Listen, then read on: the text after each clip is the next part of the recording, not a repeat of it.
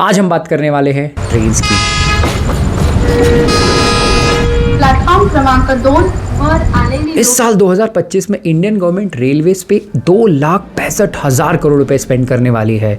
2024 यानी पिछले साल भी सिमिलर बजट था, उसके पहले सिमिलर अमाउंट ऑफ बजट था। बट मामला कुछ समझ नहीं आ रहा है। हर साल रेलवे को बजट में सबसे ज्यादा पैसे मिलते हैं, फिर भी इंडियन रेलवेज का आज 2025 में ये हाल है। हाँ, हर रोज 2.5 करोड़ से भी ज्यादा इंडियंस रेलवेज का यूज करते हैं पॉइंट ए से पॉइंट बी जाने के लिए। शायद इसीलिए इंडियन रेलवेज को इंडिया की लाइफलाइन भी कही जाती है। लेकिन ये क्या, हमारे देश की लाइफलाइन पर लोगों ने हर जगह थूका हुआ है। वॉशरूम अनयूजेबल है, टॉयलेट्स क्लॉग्ड है, जमीन को ही डस्टबिन बना दिया है, और तो और रिजर्व्ड कोचेज में भी लोगों को अपनी रिजर्व सीट पे भी जगह नहीं मिल रही है। आज मैं आपको बताने वाला हूं कि चाहे गवर्नमेंट हर साल रेलवे पे 2.5 लाख करोड़ क्यों ना खर्च कर ले, जब तक ये एक प्रॉब्लम सॉल्व नहीं करेगी, रेलवे का हाल बद से बदतर होता जाएगा। और मैं आपको ये भी बताऊंगा कि कैसे इंडियन गवर्नमेंट और इंडियन रेलवे देश के गरीब, मजदूर और रूरल इंडिया को पूरी तरीके से अबैंडन करके लग चुकी है प्रॉफिट कमाने के पीछे। आगे बढ़ने के पहले प्लीज इस चैनल को फटाफट सब्सक्राइब कर दो और हाँ, बेल आइकन दबाना ना भूलना। आपने इंडियन रेलवेज में सफर तो किया ही होगा, तो ओवरक्राउडिंग सिचुएशन भी देखी होगी, एंड अगर अनफॉर्चुनेट है तो ओवरक्राउडिंग सिचुएशन फेस भी करी होगी। ये ओवरक्राउडिंग सिचुएशन सबसे ज्यादा स्लीपर और जनरल कोचेज में होती है, लेकिन आज 2025 में थर्ड एसी भी स्लीपर कोच से कम नहीं है, जहां पर ओवरक्राउडिंग की सिचुएशन बस से बदतर होती जा रही है। जनरल कोचेज में सीट अनरिजर्व्ड होती है, यानी कि फर्स्ट कम फर्स्ट सर्व, जो पहले आ गया सीट उसकी। इनफैक्ट जनरल कोचेज में तो लोग अपनी सीट लेकर साथ ही चलते हैं। और एन एवरेज एक ट्रेन में 24 कोचेज या डब्बे होते हैं। स्पेशल ट्रेन जैसे शताब्दी, राजधानी और वंदे भारत में सिर्फ और सिर्फ एसी कोचेज होते हैं, whereas normal regular express train में second AC, third AC, general और स्लीपर कोचेज भी लगाए जाते हैं। सीट का स्प्लिट हर कोच में कुछ यूं होता है। फर्स्ट एसी में कुछ 18 से 24 बर्थ होते हैं, सेकंड एसी में 48 से 54, थर्ड एसी में 64 से 72 और स्लीपर कोच में तो लगभग 80 बर्थ होते हैं। ऑफिशियली एक जनरल कोच में सिर्फ और सिर्फ 90 लोगों के बैठने की जगह होती है, लेकिन आपको और मुझे भी पता है कि एक जनरल कोच में लगभग 180 से 200 लोग एक बार में ट्रैवल कर रहे होते हैं। अनफॉर्चुनेटली रिजर्वेशन ना मिलने के कारण मुझे खुद एक बार जनरल कोच से ट्रैवल करना पड़ा। पूरी रात वॉशरूम के बाहर बैठकर मैंने अपना सफर तय किया। मेरे पास टिकट तो थी लेकिन सीट नहीं थी। लेकिन इसके पीछे कारण क्या है? ऐसा तो नहीं कि पिछले 5-10 सालों में देश की आबादी एकदम से बढ़ गई है, पर सडनली हम ट्रेन में इतनी ओवरक्राउडिंग वाली सिचुएशन क्यों फेस करने लग गए हैं?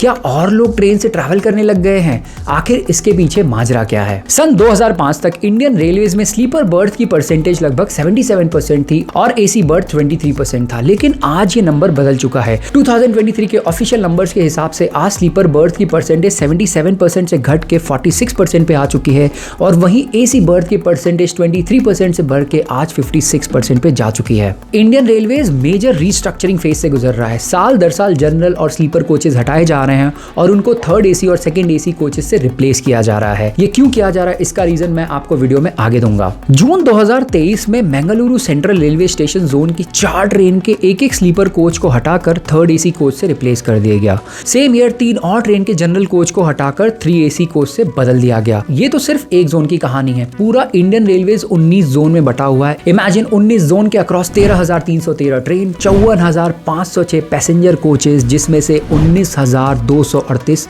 जनरल कोचेज हैं। साल दर साल ये जनरल और स्लीपर कोचेस को हटाकर गवर्नमेंट थर्ड एसी और सेकंड एसी के कोचेस से रिप्लेस कर रही है। इनफैक्ट पहले एक रेगुलर या एक्सप्रेस ट्रेन में 4 जनरल कोचेस के डब्बे होते थे, लेकिन आज 2025 में एक ट्रेन में सिर्फ और सिर्फ मैक्सिमम 2 जनरल कोचेस ही लगाए जाते हैं। अनुमान ये भी लगाया जाता है कि पिछले कुछ सालों में 25% से ज्यादा जनरल कोचेस को रिप्लेस करके सेकंड या थर्ड एसी कोचेस लगा दिए गए हैं across 19 zones of Indian railways.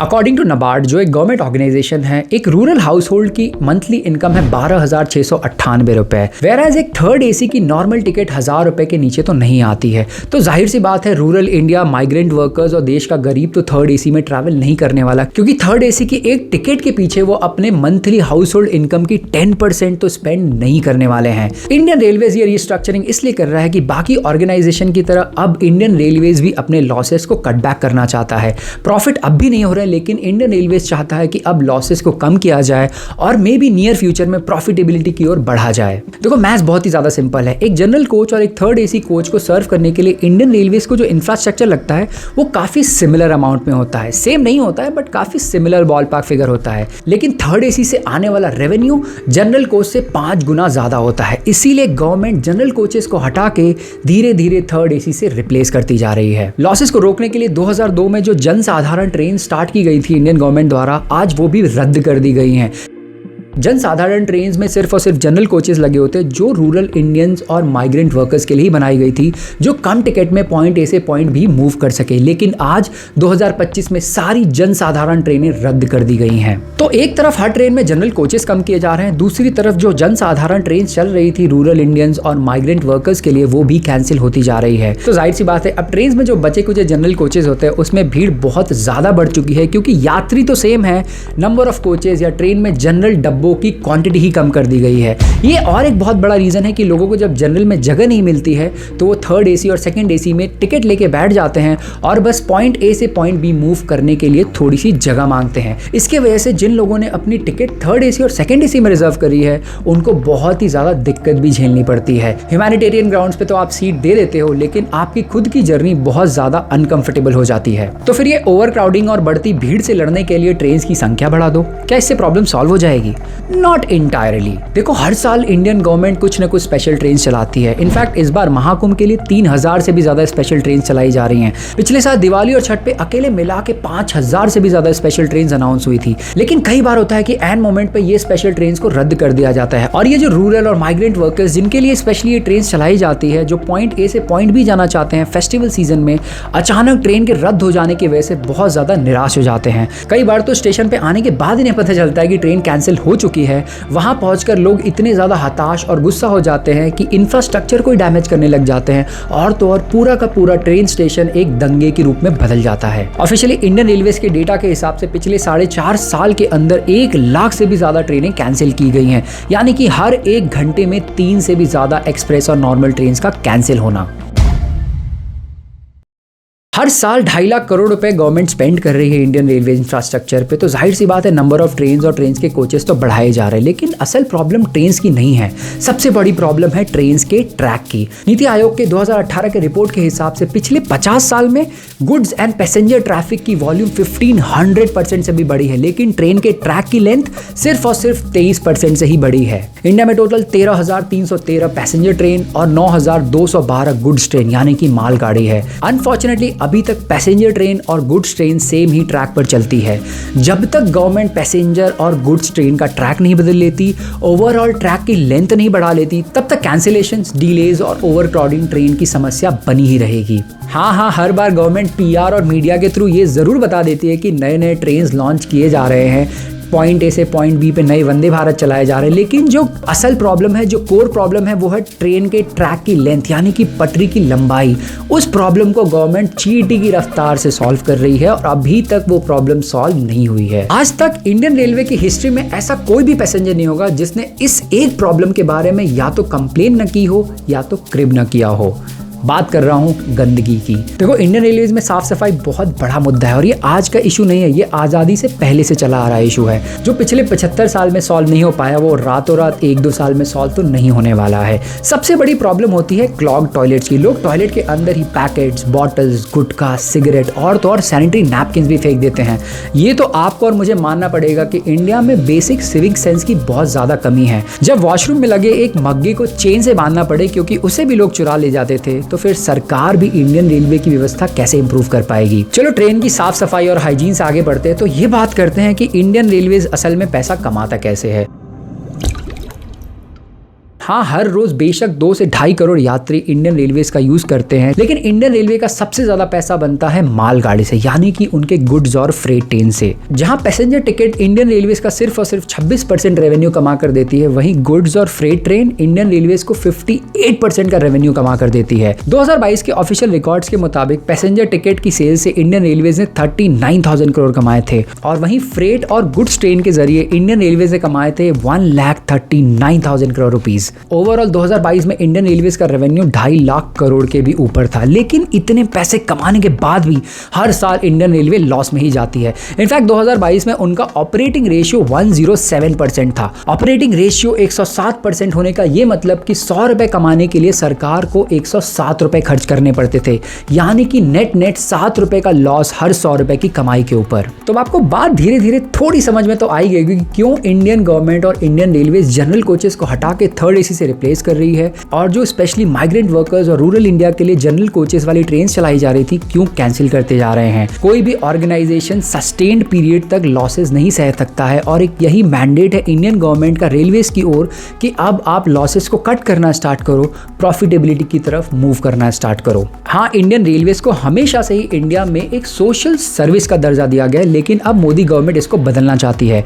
अब गवर्नमेंट चाहती है कि रेलवेज भी प्रॉफिट के पीछे भागना स्टार्ट करे। इसके लिए गवर्नमेंट ये 3 चीज कर रही है। फर्स्ट तरीका तो मैंने आपके साथ ऑलरेडी शेयर कर दिया, जहां पे इंडियन रेलवेज जनरल कोचेस को रिप्लेस करके थर्ड एसी लगा रही है, क्योंकि थर्ड एसी जनरल कोचेस से 5 से 6 गुना ज्यादा रेवेन्यू जनरेट करता है इंडियन रेलवेज के लिए। तो हर ट्रेन की हर ट्रिप अब इंडियन रेलवेज के लिए ज्यादा प्रॉफिटेबल होने लग गई है। दूसरा तरीका है, इंडियन रेलवेज ने पिछले 10 साल में अपने ट्रेन ट्रैक्स को मेजर अपग्रेड किया है। ये जो 2.5 लाख 3 लाख करोड़ का बजट हर साल आप सुनते हो, इसमें से बहुत बड़ा हिस्सा इंडियन रेलवेज की ट्रैक्स की अपग्रेडेशन में लगाया गया है। पिछले 10 साल के अंदर 25% से भी ज्यादा ट्रैक्स को अपग्रेड कर दिया गया है। अपग्रेड करने की डेफिनेशन बहुत सिंपल है। जो इंडियन रेलवे ट्रैक पहले 90 किलोमीटर पर आवर की स्पीड ही झेल सकती थी, अब वो same track 130 kilometre per hour की आती हुई ट्रेन की स्पीड को झेल सकती है। यानी कि अब ट्रेन अपनी स्पीड को बढ़ाकर बिना एक्सीडेंट किए सेम ट्रैक पर पॉइंट ए से पॉइंट बी जा सकती है। लेकिन ट्रैक के अपग्रेड कर देने से इंडियन रेलवेज को प्रॉफिट कैसे हुआ? आंसर है स्पीड।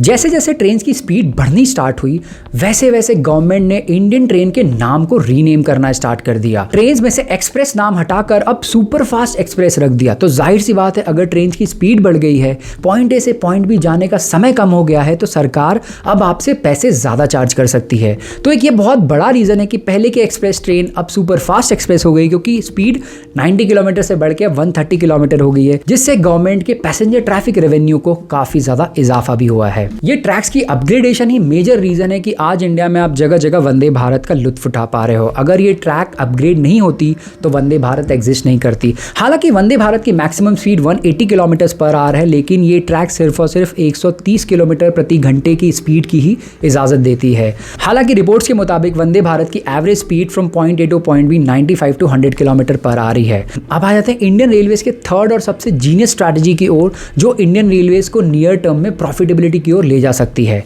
इस स्ट्रैटेजी का नाम है DFC, यानी कि डायरेक्ट फ्रेट कॉरिडोर। यस, अब इंडियन रेलवेज ने फ्रेट ट्रेन यानी कि मालगाड़ी के लिए अलग से पटरी बनाने स्टार्ट कर दिया है। देखो, फंडा बहुत सिंपल है। इंडियन रेलवेज का 60% रेवेन्यू फ्रेट ट्रेन यानी कि मालगाड़ी से आता है, और पिछले कई सालों से मालगाड़ी जबरदस्त कंपटीशन झेल रहा है रोड ट्रांसपोर्ट की वजह से। इसीलिए गवर्नमेंट ने साल दर साल पिछले 10 सालों में DFC यानी कि डायरेक्ट फ्रेट कॉरिडोर में इन्वेस्ट करना स्टार्ट किया है, और अलग से मालगाड़ी के लिए पटरी खड़ी करनी स्टार्ट की है। एज ऑफ यस्टरडे 2025 2500 किलोमीटर से भी ज्यादा DFC बन के रेडी हो चुके हैं। इस पे ऑलरेडी फ्रेट ट्रेन यानी कि मालगाड़ी पॉइंट ए से पॉइंट बी जा रही है। DFC यानी डायरेक्ट फ्रेट कॉरिडोर आने के बाद अब इंडियन रेलवेज अपने गुड्स की टाइमली डिलीवरी और सर्विस को काफी बेटर तरीके से इंप्रूव कर पाएगी, और तो और रोड ट्रांसपोर्ट से बढ़ रहे कंपटीशन को भी एक तरीके से झेल पाएगी। पिछले 50 सालों में इंडियन रेलवेज में फ्रेट ट्रेन का रेवेन्यू कॉन्ट्रीब्यूशन 85% से गिर के 60% पे आ चुका है। लेकिन अब मुझे काफी ज्यादा उम्मीद है कि ये DFC आने के बाद इंडियन रेलवेज में फ्रेट ट्रेन्स का कंट्रीब्यूशन अब बहुत तेजी से बढ़ने वाला है,